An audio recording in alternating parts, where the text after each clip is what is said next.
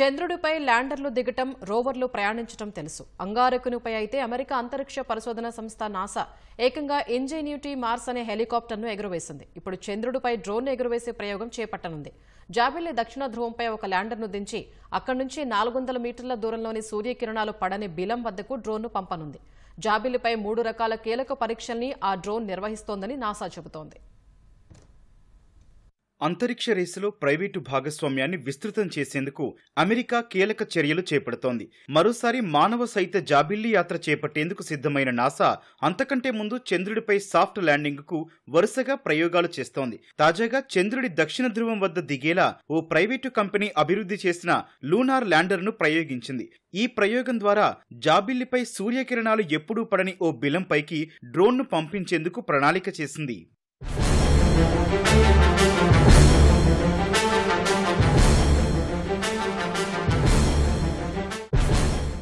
Intuitive machines సంస్థ అభివృద్ధి చేసిన అథీనా ల్యాండర్ను స్పేస్ ఎక్స్ ఫాల్కన్ 9 రాకెట్ ద్వారా నాసా పంపించింది. కెనడీ స్పేస్ సెంటర్ నుంచి దూసుకెళ్లిన ఈ రాకెట్ మార్చి 6న చంద్రుడి ఉపరితలంపైకి ల్యాండర్ను చేరవేయనుంది. 15 అడుగుల ఎత్తైన ఈ అథీనా ల్యాండర్ దక్షిణ ధ్రువానికి 100 మైళ్ల దూరంలో ల్యాండ్ అయ్యేలా లక్ష్యాన్ని నిర్దేశించారు. ఈ ప్రాంతం జెట్ బ్లాక్ బిలానికి కేవలం 400 మీటర్ల దూరంలోనే ఉంటుంది. చంద్రుడిపై సూర్యకిరణాలు ఎన్నడూ పడని ప్రాంతంగా జెట్ బ్లాక్ బిలాన్ని అభివర్ణిస్తారు. అథీనా ల్యాండర్ నుంచి బయటకొచ్చే డ్రోన్ ఆ జెట్ బ్లాక్ బిలాన్ని చేరుకోవటమే ఈ మిషన్ లక్ష్యం. హైడ్రోజన్ ఫ్యూయల్డ్ థ్రస్టర్ల సాయంతో డ్రోన్ ఎగురుతుంది.